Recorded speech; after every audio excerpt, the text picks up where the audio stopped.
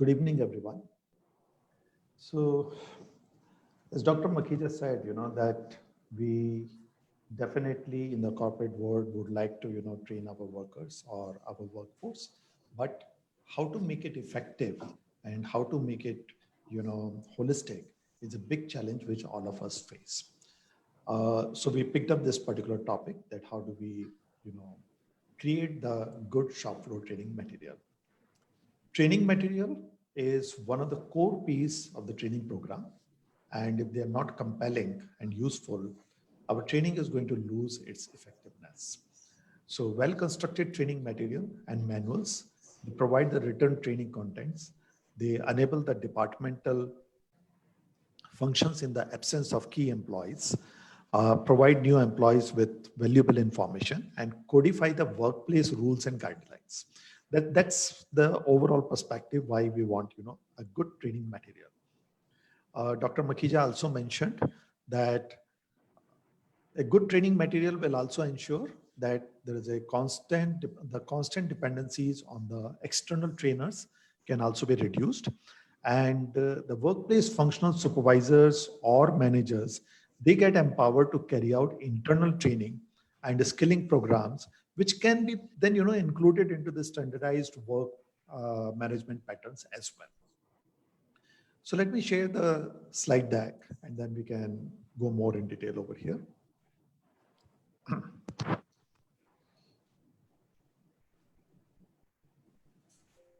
Okay. So we will today see how a good shop floor training material can be generated. Initially, it may seem quite a lot of effort, and it is. But subsequently, training your new workman or reiterating specific activities to team becomes very easy and fruitful. Let me make it clear in the very beginning itself that we are going to focus on creating training material for workmen, which is workers, operators, technicians, and so on for the shop floor. The similar approach can be applied for the supervisors, shop floor managers, and production executives as well. So it's not that, it is going to be different approach for workers versus the executives over here. Okay. In today's talk, we will try to understand what is the difference between the training material for classrooms and for shop floors. We will also touch upon the elements of good training, methods, and techniques of the shop floor training. Creating training material, looking also partially at the shop floor training material, and some of the training material which we'll share over here is also what we have created in our own company for some of our clients. So we'll also take that example to talk about. Okay. Shop floor training is for the workmen involved in the production activities and related functions. These trainings are based on the actual job descriptions and follow various guidelines and rules of the production process as well as organization. But before we start diving deep, let's understand what is the training. Training a person would mean that you develop a particular skill in the person to a desired standard by instructions and practices. Okay. One can also define this as a process by which effort is made to increase the knowledge and the skill of employees for the successful accomplishment of a specific job. Please note that the training includes not just instructions or gaining knowledge, but also practice as well as applying knowledge to ensure that target audience is able to perform the job efficiently for which training is being given. So we want to draw the results of the training and we just don't want to give the training. So that's why it is very important to focus on that side. Okay. How different is the shop floor training? Shop floor training in concept remains same like other modes, but it is more skills based and related to successful accomplishment of a specific job. Shop floor training must meet quantifiable goals, which can bring a difference to working on the shop floor. And these trainings are usually focused on operations and related work areas. We don't focus on sciences, technologies, or the construction of equipment or machinery, but rather we train on operating them and using them for the production. So that's the difference which we have between other modes of the training versus the shop floor training. Okay. Shop floor trainings usually follow the standard operating procedures and related work instructions to deliver a job. Okay.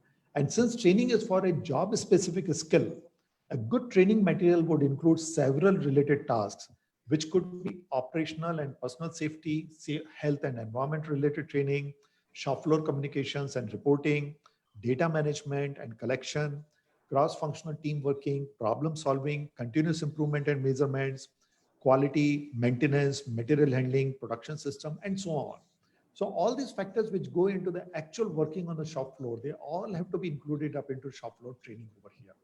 We just cannot come back and say that our training is going to focus only on a core operation of a machine and not on the related area. So that's a massive difference between the normal training versus the shop floor training over here. So how do we define the training material? Any means which is useful in training or skilling shop floor workforce would be considered as the training material. And this training material can be made up of machine manuals, work instructions, standard operating procedures, company rules and regulations, videos, simulations, photographs, illustrations, anything and everything which goes in helping the trainee understand the job better. So now let's look at what are the elements of the good learning over here. Learning in general is based on the psychological and scientific principles, and it is always good to understand the guiding principles behind the learning theory. But what happens when those who should be learning are less enthusiastic about the learning? They are not so inclined to learn. Then in that case, what do you do? So first premise we need to understand while developing training contents or material is motivation. Okay? If a learner does not feel a sense of motivation to learn, they are not going to learn anything. And it is that simple. So people have to have the motivation before you start training them. Clearly defining how the learning material content will impact the learner's job in a way that is tangible and immediate is very important. In other words, if I say it, we should not leave it up to the learner to guess why the information is being presented, but rather tell them upfront why they're expected to learn the material.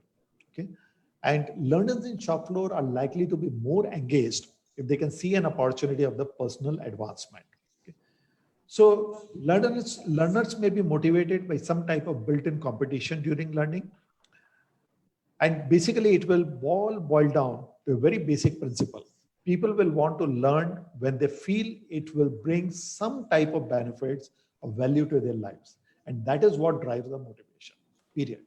So the motivation has to have some tangible benefit visible to the learners. The second element of the training is reinforcements. Reinforcement can be approached in two ways. The positive reinforcement, which is about offering something that would encourage the good behavior. For an example, development-based learning could center on the idea of the potential for a raise with the learning of a new skill. If I learn something new, I would get a better, pay grade or something like that.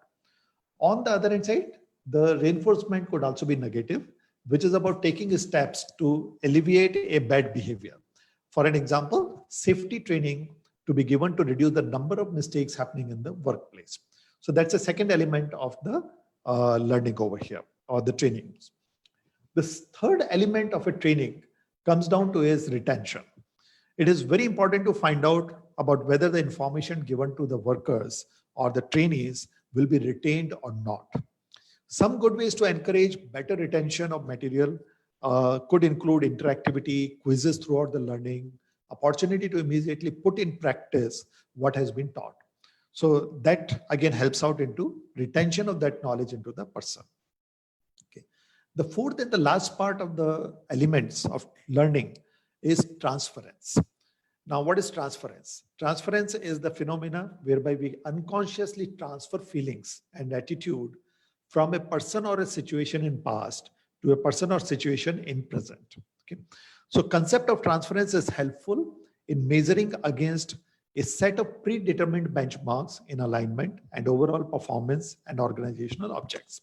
This also ensures that workman has understood the concept clearly and he can apply it. Social learning is another example of how transference works. People learn from their own mistakes and mistakes of others while gaining a long-term understanding of how to apply the skills and principles being taught realistically and appropriately. So that's a third part or the third element, or rather the fourth element of the training. Let's look quickly at the methods and techniques available to do the training. Okay. Training can be given in multiple ways. Trainers, based on their comfort levels and the demands of the situation, choose one or more training techniques. These techniques could be interactive learning, they could be social learning, defining the workflows, micro learning, technology-based learning, simulations, on-the-job training, coaching or mentoring, and so on and so forth. There are many techniques which people use over here, but these are the generally used, often used training methods or the techniques so far into the shop floor. Okay. When it comes down to the training methods, there are clearly two types of the training methods which we talk about. One is on the job training and second is off the job methods. Okay. On the job training essentially involves training for and via the job rotations, coaching on the job instructions very clearly being given, a group assignment or like a committee assignment or some internship training and so on and so forth. So that's what comes on the job training. Off the job methods are more like case studies, incident studies, role plays, in-basket methods, business games, grid training, lectures, simulations, and so on and so forth.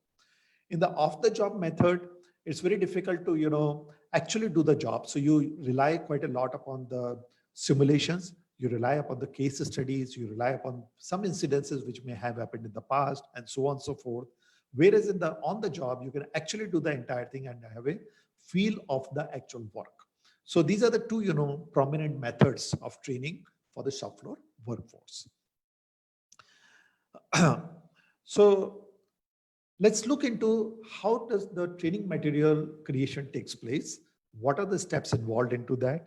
Okay, and what we can do to create a good training material for the shop floor worker. Okay.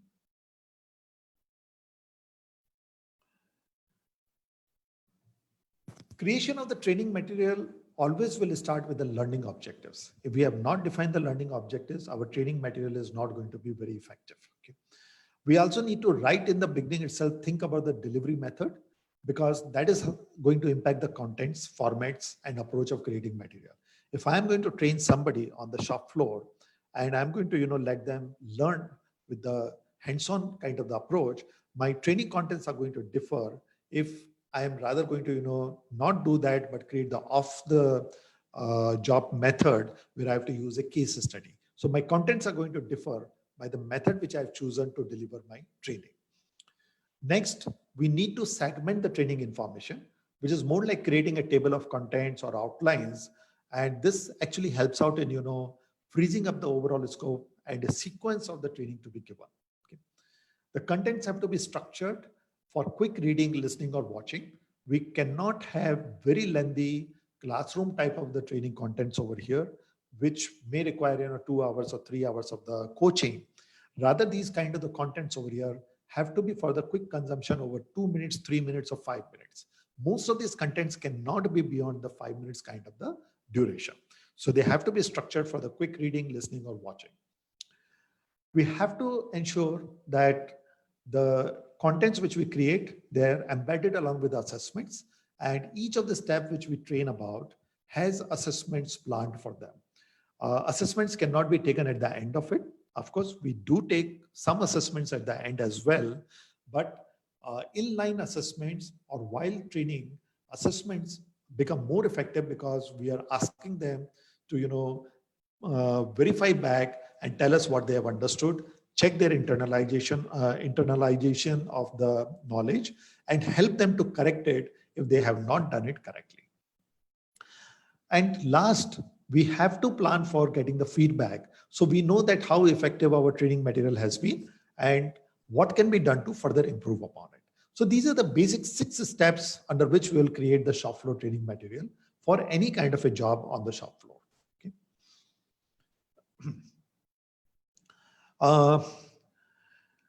Having talked about some concepts and some basics, let's start with a live example and walk through the creation of the training material. Okay.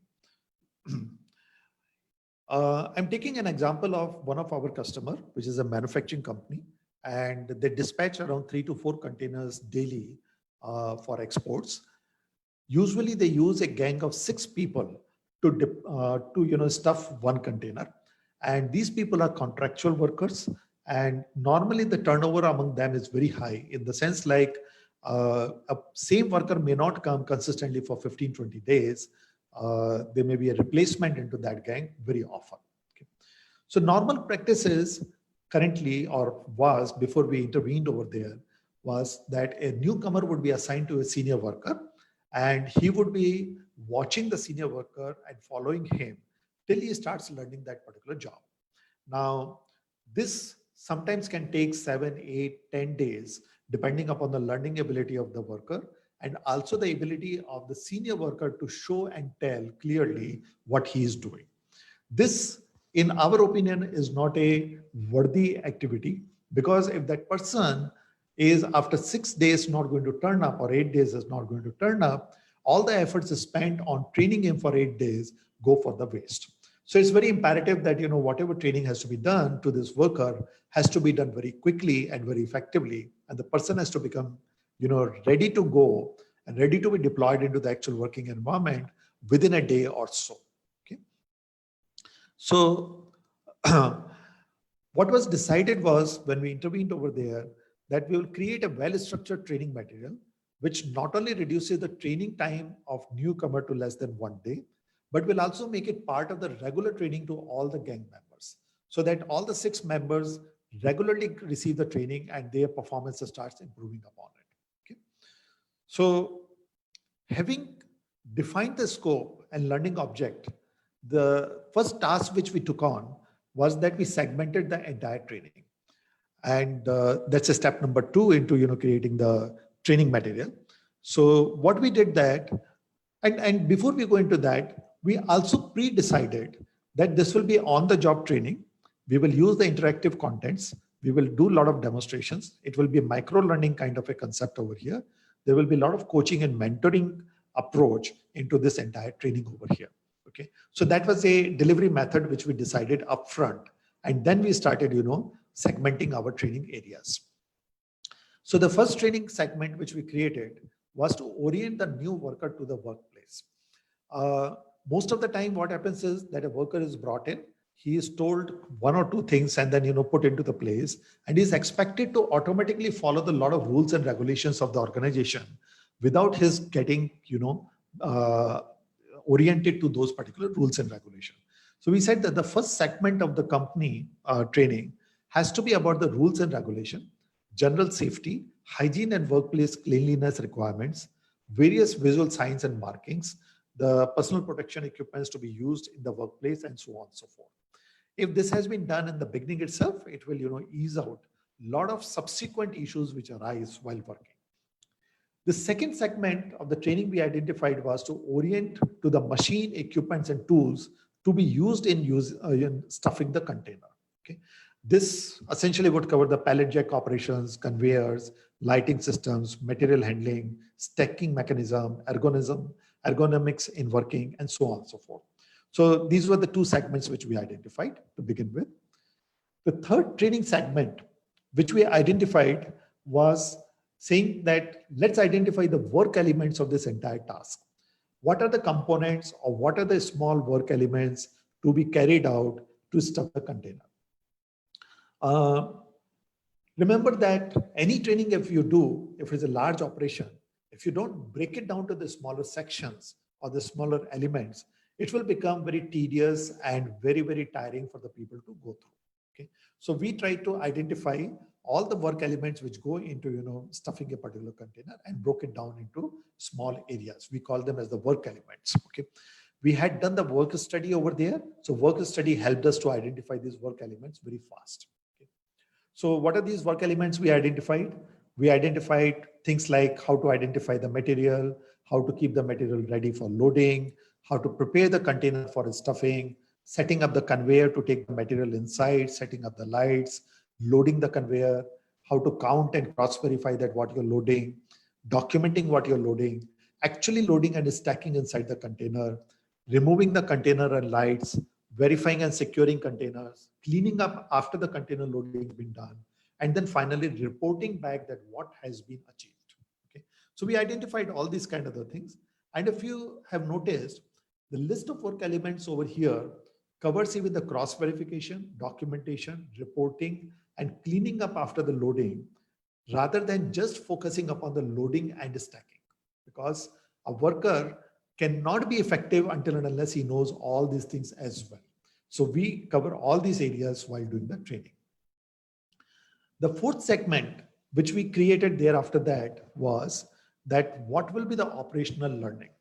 So what are the overall aspects of performing the complete act of container stuffing?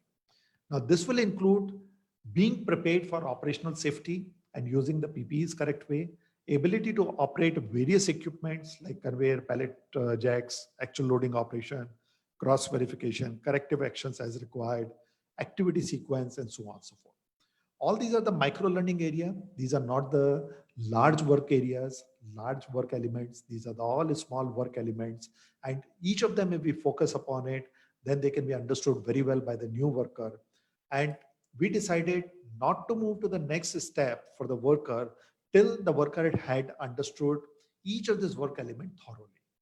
So this was the fourth segment of the operational learning we identified.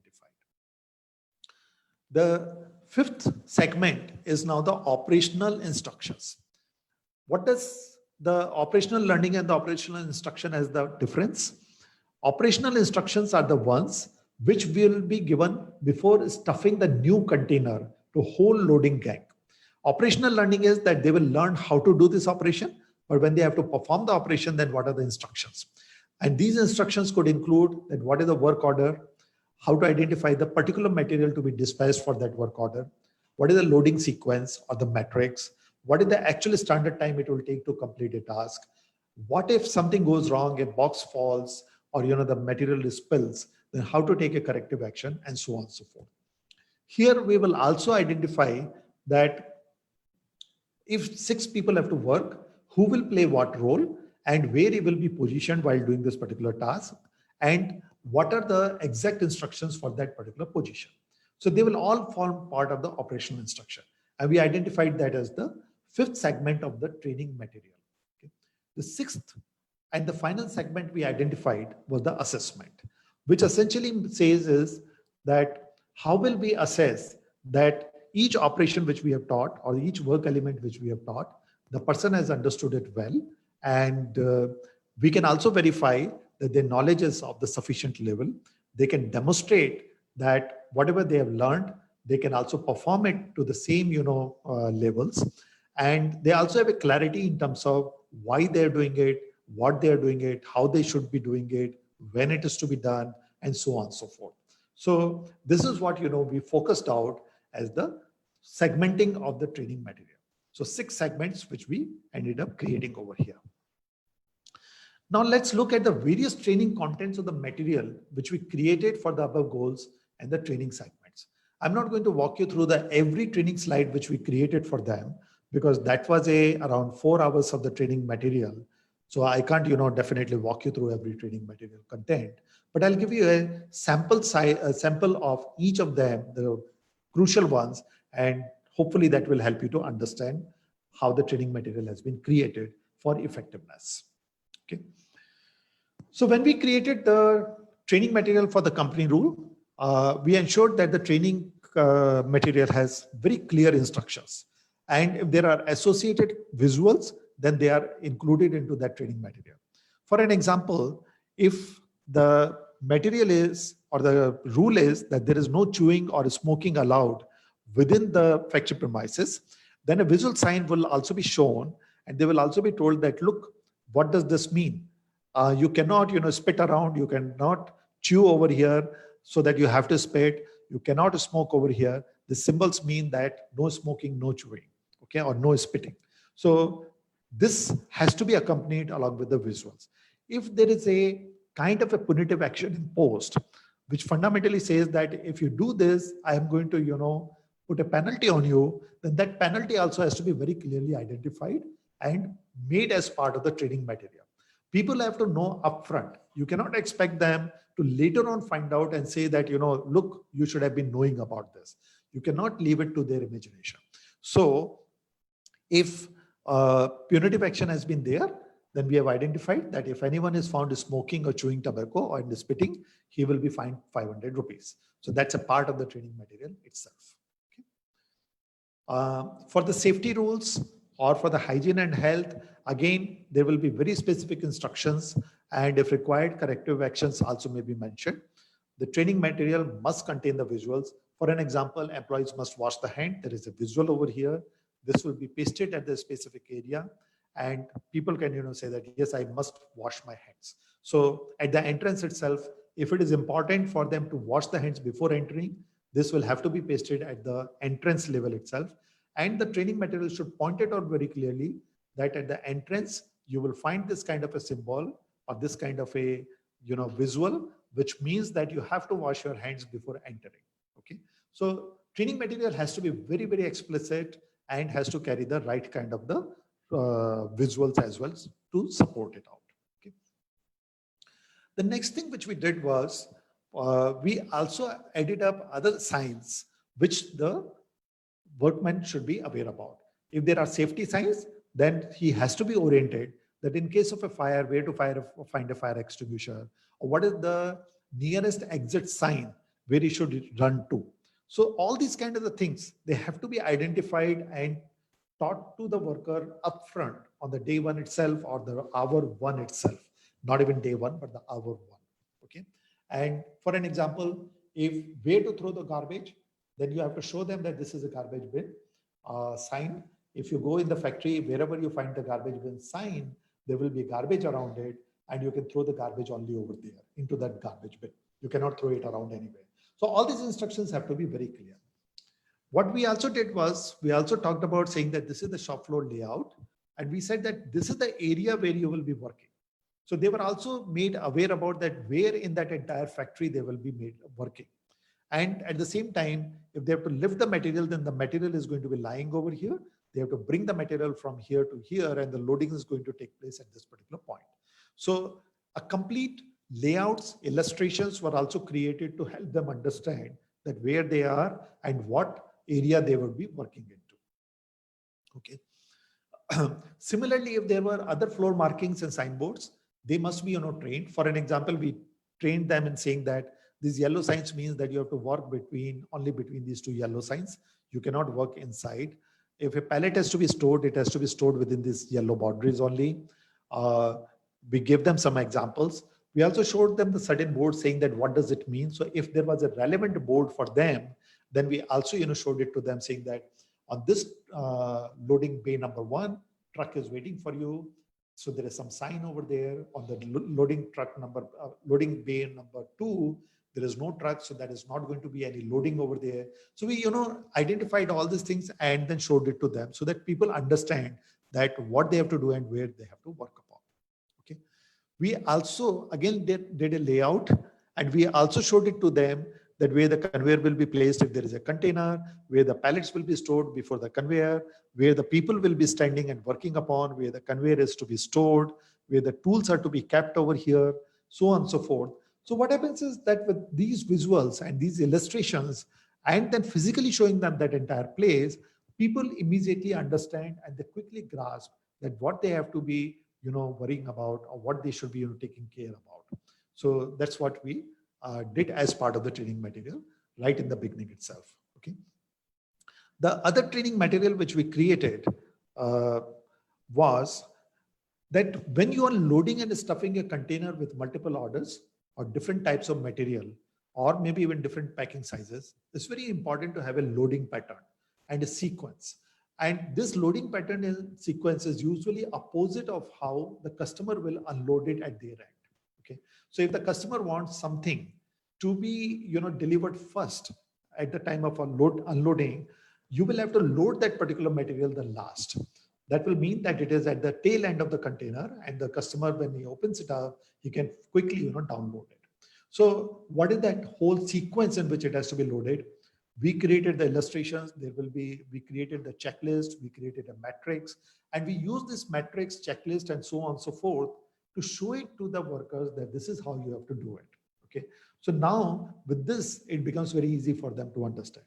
Also, another thing is that when a container is stuffed, it is very difficult to say that what is lying in the front of the container, in the middle of the container, or on the top or on the bottom of the container.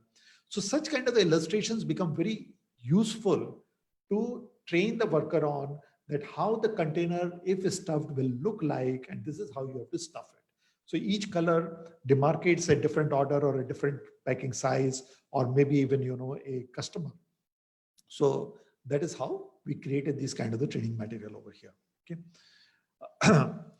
So when the conveyor was to be set up, we took the help of certain videos. We also set up certain, photographs. We also had very clear work elements and the instructions over here saying that, please move the conveyor to the parking location to the truck, position it properly on the right side of container. And then we added a photograph to show that it is on the right hand side of it, ensure that there is nothing on the container, conveyor before switching it on. And then we created a conveyor operations checklist, and then, help them to understand so that the operators know, the conveyor operators know that what to take care of before operating the conveyor. Now, we also identified that who will be doing all these things. And we also said that having demonstrated and shown this thing, please also practice and use the checklist and so on, so that you get a hands-on, practice, and you become comfortable with the operation of this particular equipment. So that's how the training materials were created into it. I've given you a snapshot over here. There were a lot of videos, there were a lot of, checklists and other things, and physical demonstrations done to the workers. And then the workers were asked to operate it themselves under the guidance before, saying that, yes, they know and they can operate this. Okay. Now, when it comes down to loading and stacking inside the container, again, we followed the same pattern. We created a video. We had the work elements defined, which were nothing but the instructions over here very clearly, that how do you do the loading, stuffing.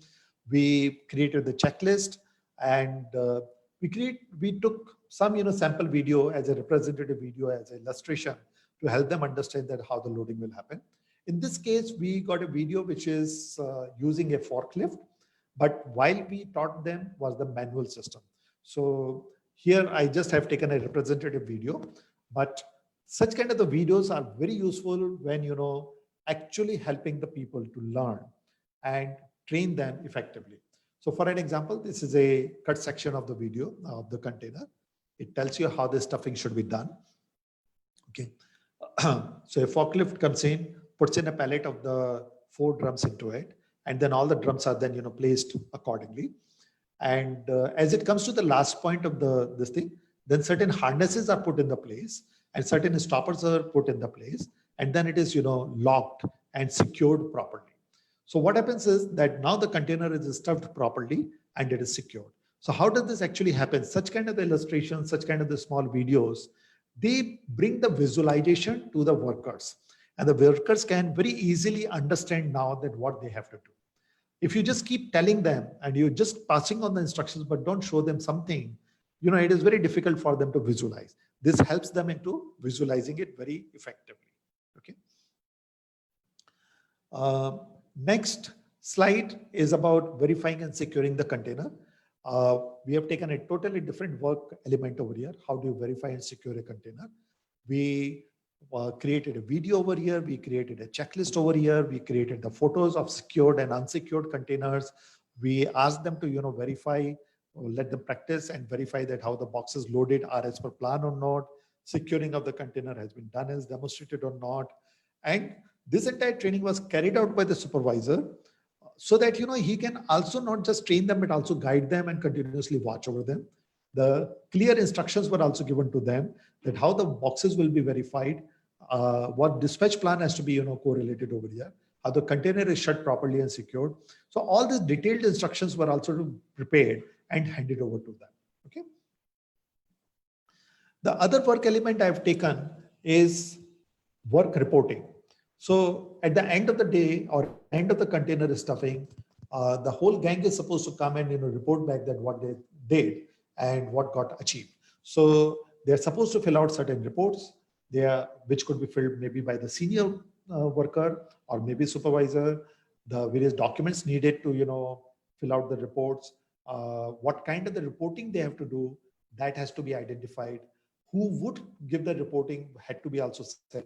What has to be a physically written report, what has to be orally said over here. All the points were over here identified and very systematically taught to all the workers over here. Okay.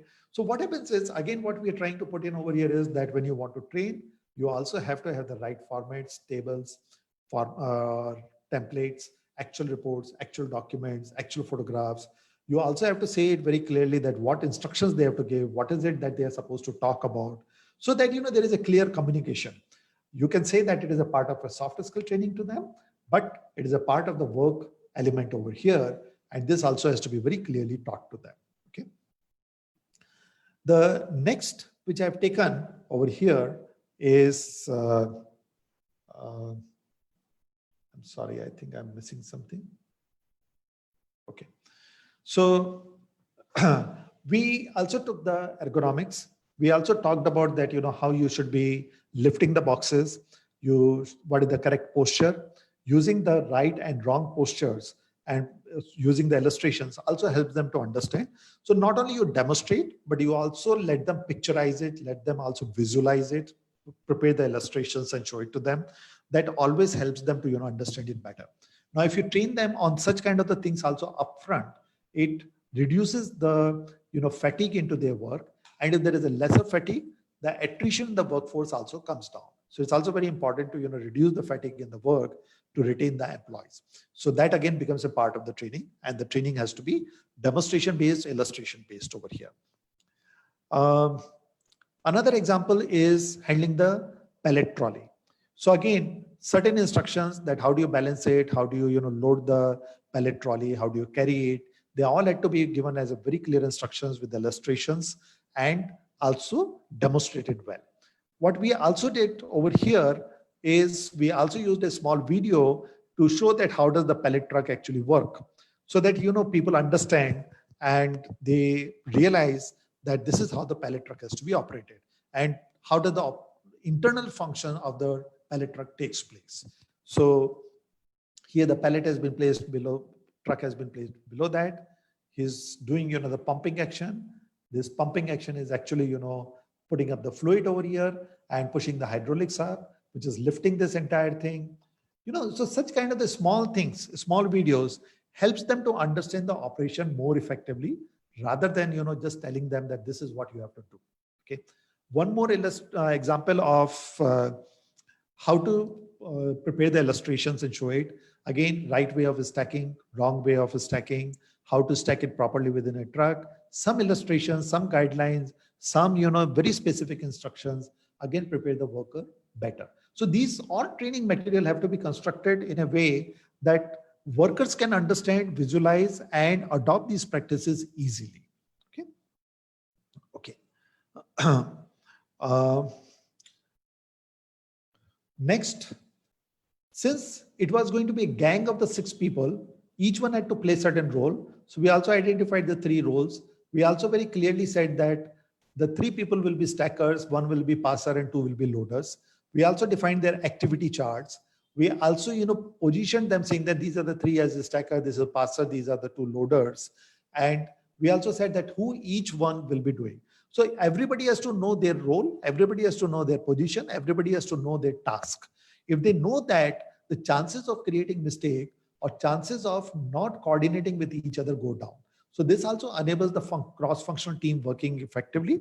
This also, kind of is a team training, saying that in a team, how do you work? How do you divide your work? How do you coordinate with each other? And how do you become more effective? So we created all these things as well to, help the workers really understand. And here we actually created a detailed activity chart saying that a loader 1 will do all these activities, loader 2 will do all these things, passer will do all these things. And again, to explain it, saying that what is the sequence, who will do when, and in what sequence, we also created an activity sequence diagram over here. So all these kind of the things help the, trainees understand their task better and also understand how to coordinate their work with the others as well. So all these things have to be part of your training material. You just cannot, leave these kind of the important things aside. Okay.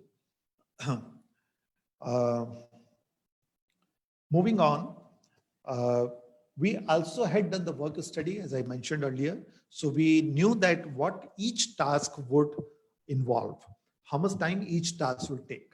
So almost every task, wherever possible, we also identified and said that how much time it takes to perform that thing. Setting up a conveyor should not take more than 3 minutes. Setting up the lights inside the container should not take more than 2 minutes. Stacking the load line normally takes 1 minute per box, right from the beginning to the end. So all like this, we identified and said that if the 750 large boxes have to be filled, it should not take more than 4.5 hours to fill one container. So this now also sets up the standards. It also sets up the guidelines for the workers or the gang over there to follow. So what the biggest advantage this does is that now the team cannot come back and say, no, it will not take me 4.5 hours, it will take me 6 hours. You have set a boundary, you have set a clear direction, you have set a standard which they are supposed to follow. So the performance is also guaranteed because now the people are told, they are also taught to perform within these time limits, and thereby that, they maintain the requirements of the organization as well as per the standards specified. Okay. The last segment which we had created was the assessments. Now, these assessments, we did it in multiple ways over here. One, we created the various intervening questions. These questions were embedded as part of each training of the work element. Okay. So if there is a loading and stacking training going on the planning and understanding that, then the questions for that will be asked right there itself. Okay. If the material identification work element is being taught, then the questions will be asked over there only, and the people will be asked to demonstrate and show that how to, pick up the right material as per the work order and bring it for the dispatch. So assessments have to be hand in hand while doing the training. Now, these could be via the questions, these could be via the demonstrations, these could be via the, formal assessment in some way or the other. We chose over here to look for the demonstrations. We chose over here to ask the very pertinent questions to the people to understand whether they have understood the concept or they have just memorized it. Okay. If they have understood the concept, they will be able to troubleshoot any failures themselves better. But if they have just memorized, then they will only be able to do, and they will require assistance if something goes wrong. So we went into that kind of assessment right over here itself. The other assessment which we did was we went into the observation-based assessment. That is when they are doing the work, whether during the training or under the observation, under the supervision of a senior person, when they're doing the actual stuffing of a container, we identify the various areas where the observation should be done. For an example, if the activity norms have been identified, the standards have been identified, are these people able to meet the activity norms? Okay. If the certain set in order criteria has been identified, which is the stacking plan, are they following the stacking plan properly? If the safety precautions have been identified, are they following those safety precautions? So like that, we identified the areas which we need to observe and see that the people have understood and they're following it, and they are, continuously practicing it. If they're continuously practicing it and without any kind of interruption, without any kind of a deviation or non-compliance, then this definitely means that the workers have become independent and they're performing independently. Okay. So this is another thing which we also built as part of the training material. Okay. Coming down to the training delivery, as I mentioned, this will be on the job training. So the training over here, we planned on the shop floor itself. And this training was planned right where the actual work loading will take place. So we could show them the actual material, we could show them the actual conveyor, we could show them the pallet trucks, we could show them how to load, unload, how to stack, how to count, how to verify right over there itself, instead of being theoretical. So this became a practical training, and while we were training, we could also give the right instructions and carry it out over there. To do this, we also use a lot of flip charts, large charts with all the slides and the instructions written on them, illustrations on them, certain photographs on them. We also use the tablets so that we could show them the we set up a tablet with all this material and gave it to the supervisor so that he could, show the videos, he could show them how exactly everything is done. And we actually shot the video for every operation. The best possible operation was shot and then stored as the video to be used for the training material. So tablet was used to, show them and then do this thing. And the senior worker support supervisors actually carried out the demonstrations, and that demonstration helped the workers to really understand it well. And these people also supervised and also intervened when the people started doing it on their own, and they corrected them wherever required. Okay. So this is how we also set up the training delivery over here. Okay. So to sum up, what we did is when we created the training material over here, we added up a lot of other elements just then, other than just the pure work instructions for doing an operation. We added up the company rules and regulations. We talked about the personal and operational safety. We trained on them. We brought down every work element to a micro learning level. We brought it down to a very small component, which could be used within a short period of time. We ensured that none of our training work element was more than 5 to 7 minutes. We actually timed everything. So the videos were all under 1 minute. We timed that, all the work instructions will be given under 1 minute or 1.5 minutes. So the work instructions cannot be lengthy. They cannot be too long or capturing too many things. They have to be very specific. And demonstrations have to be there for 1.5 minutes. Demonstrations have to be meeting the activity norms. So we did all this part of the things. We did the animations, videos. We created a lot of formats and templates. We used the SOP and work instructions which the company were using into their own regular work. We also identified the work quality. We defined the assessments. And we also identified that if something goes wrong, what is the corrective action these people can take? So we also did the mistake proofing and then, brought in the element of the mistake proofing in the teaching as well, so that they can independently even correct if something has gone wrong. Okay. So all these components were brought in as part of the training material creation over here. And of course, demonstrations were also part of this entire thing. So if you look into it, creating a good training material for the shop floor workers is not just saying that, please lift the box from here and drop it over there. It is quite a lot of things which go into that. And if you cover all these kind of the things, then your worker can be trained into a very short period of time. And these training material can be used by your supervisors into daily briefings or on a day-to-day basis by picking up the specific work element which they want to focus on.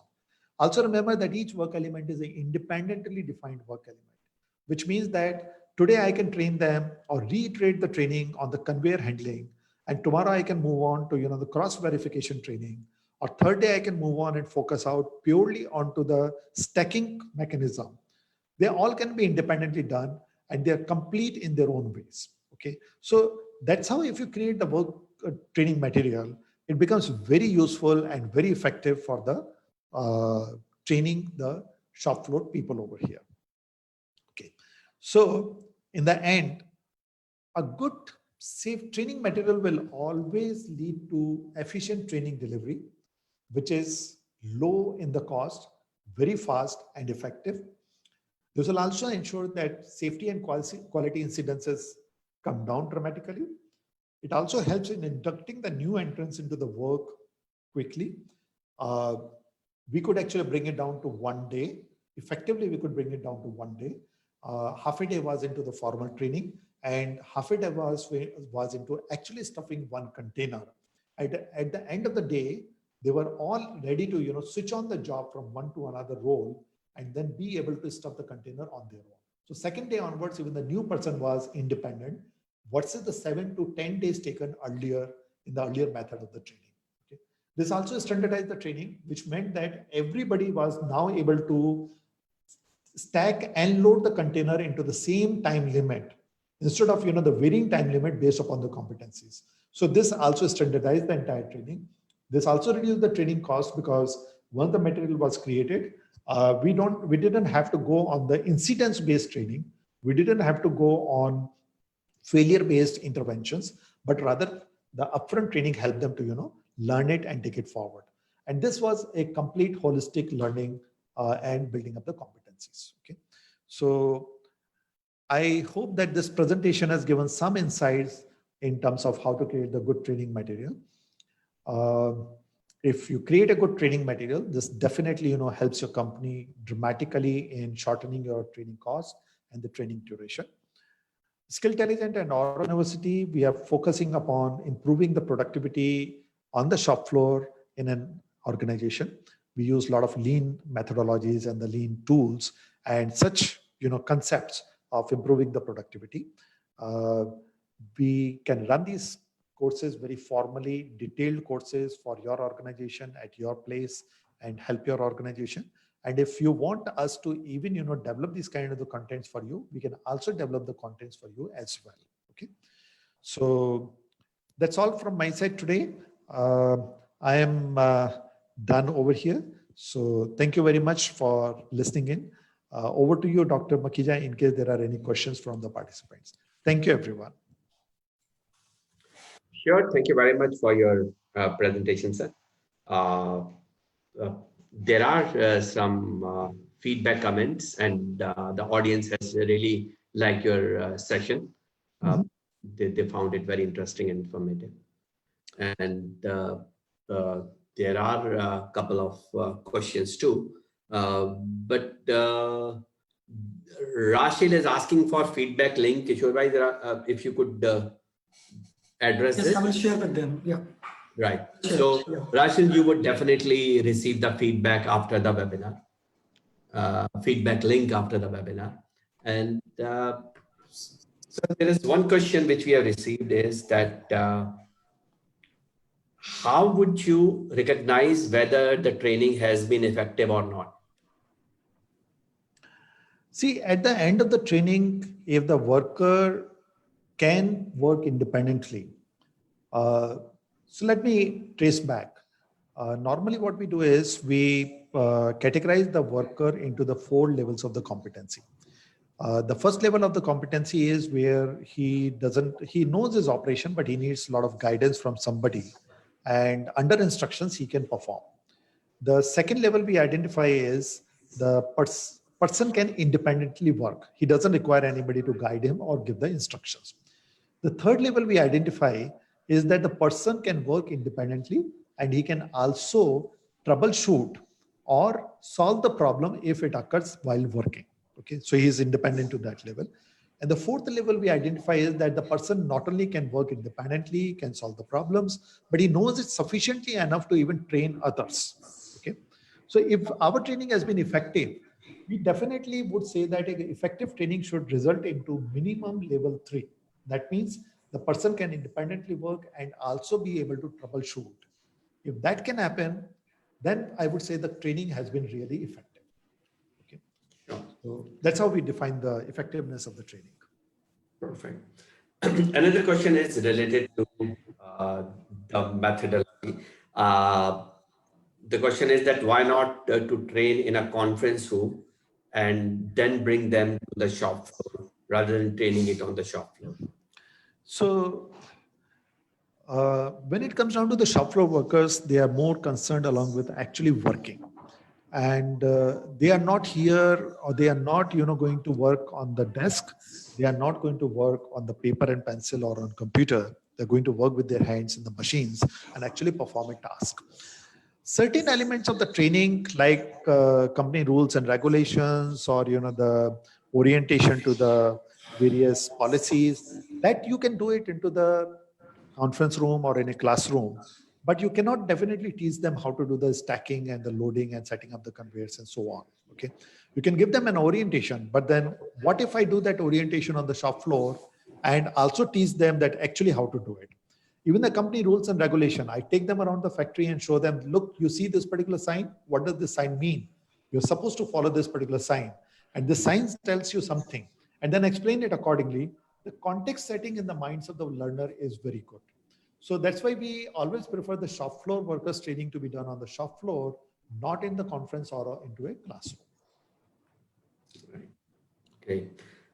The next question is that what if the operator needs to be taught? Then will this training material not be too heavy to handle? Yes, for an operator, the work elements will be large. Training material definitely will be large comparatively. You will require a lot of illustrations. You will require a lot of detailed work instructions. You will require a lot of videos. You will also require a lot of practice to be done. Uh, and if all this training is done in one go, it definitely can be very, very overwhelming to the trainees. So what we normally do is that we go back to our micro learning concept. We break down everything into the small manageable work elements, and we try to focus only on those work elements and train them in a small, short period. Once they become comfortable with that particular work element, then we take them to the next work element and so on and so forth. So it's a progressive thing. The operator training based upon the machine they're supposed to operate, the training can last from anything from 2 days to 5 days or 7 days. It will definitely not be on a shorter period.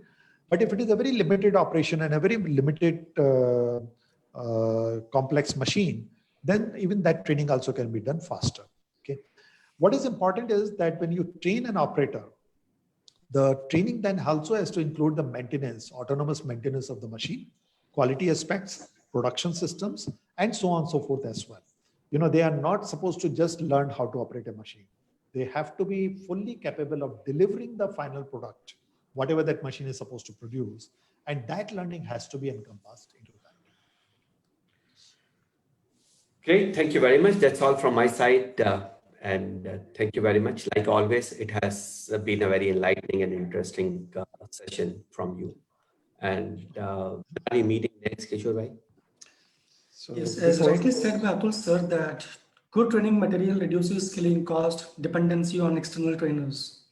It not only helps in standardizing the production process, but also enhances the productivity. We all know that the productivity of an individual is directly related to its own motivation. And shop floor training, if combination of good content and deliverance, can actually add to the motivation of employees. Today, we have gone through very briefly on creating training material, steps involved in it, and different techniques. And I'm sure this would certainly help us in creating a good or modifying our training material. So here we have the end of our webinar today. And again, next week on Friday, we'll be having our next webinar, and maybe within a day or two, we will announce the topic also. I would request all of you to share your feedback. I have shared the feedback link. Those who have not received it, I'll be sharing it again. You are requested to share your feedback and what are the topics you would like us to touch upon. Right. So here we close and we thank you, Atul sir, for being with us and sharing the detailed presentation, and Makhija sir for being with us today. Thank you very much. Thank you. Thank you. Thank you, everyone. Thank you.